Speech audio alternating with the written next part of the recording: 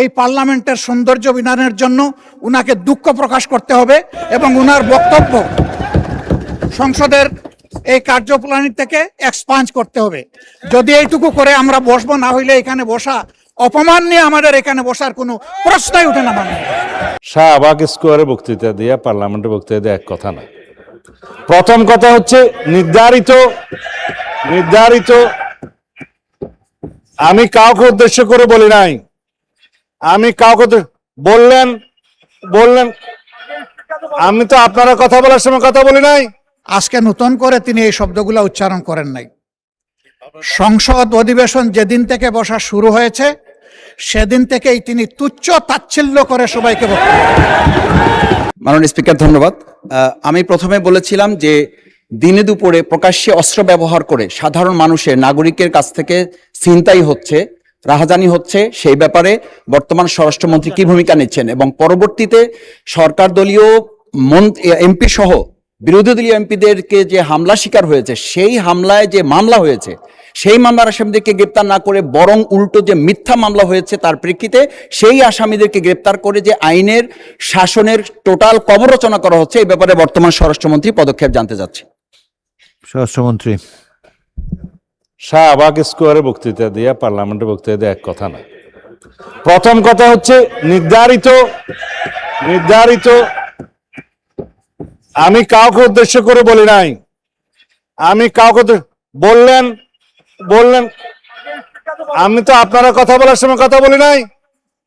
মাননীয় স্পিকার, আমি আপনার শেল্টার চাচ্ছি। মাননীয় বিরোধী দলীয় সদস্যবৃন্দ, আপনারা অনুগ্রহ করে স্বরাষ্ট্রমন্ত্রীর বক্তব্য শুনবেন।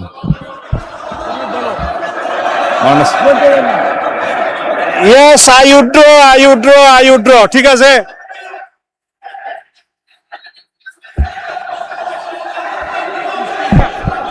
মাননীয় স্পিকার, অনুগ্রহ করে বসুন, স্বরাষ্ট্রমন্ত্রীর বক্তব্য শুনুন। মাননীয় স্পিকার, মাননীয় সদস্যবৃন্দ, অপেক্ষা করুন, আপনি জবাব দেন। মাননীয় স্পিকার, নূতন কোথায় বিরোধী দলীয় কোন এমপির মামলায় আসামি গ্রেপ্তার হয় না সেটা স্পেসিফিক প্রশ্ন দরকার।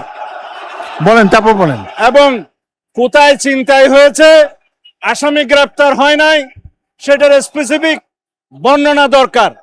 শুধু হাওয়াই ভাবে যদি বলা হয়, আমভাবে যদি বলা হয় যে এই সমস্ত হচ্ছে প্রতিকার কি, বিরোধী দল এমপির উপর হামলা হচ্ছে প্রতিকার কি, স্পেসিফিক কোশ্চেন করতে হবে। সেই জন্য বলছি এটা মহান জাতীয় সংসদ, বাইরের বক্তৃতা এখানে চলে না। ওকে, ধন্যবাদ। স্পেসিফিক প্রশ্ন করতে হবে, ধন্যবাদ মাননীয় স্বরাষ্ট্রমন্ত্রী। উত্তর দিতে হবে। আজকে নতুন করে তিনি এই শব্দগুলো উচ্চারণ করেন নাই। সংসদ অধিবেশন যেদিন থেকে বসা শুরু হয়েছে সেদিন থেকেই তিনি তুচ্ছ তাচ্ছিল্য করে সবাইকে বক্তব্য। উনি নিজেকে কি মনে করেন আমি বুঝতে পারি না। এমনকি তিনি সেই দুঃসাহস এখানে দাঁড়িয়ে তিনি দেখিয়েছেন। তিনি বলেছেন যে এই সংসদে তিনি শিক্ষকের ভূমিকা পালন করবেন। আমরা তার ছাত্র হওয়ার জন্য এখানে আসি নাই। মাননীয় স্পিকার, শিক্ষকতা করতে হলে তিনি একটা ইউনিভার্সিটি খুলুন, ওখানে যার পছন্দ গিয়ে ভর্তি হবে, ওনার লেকচার শুনবে।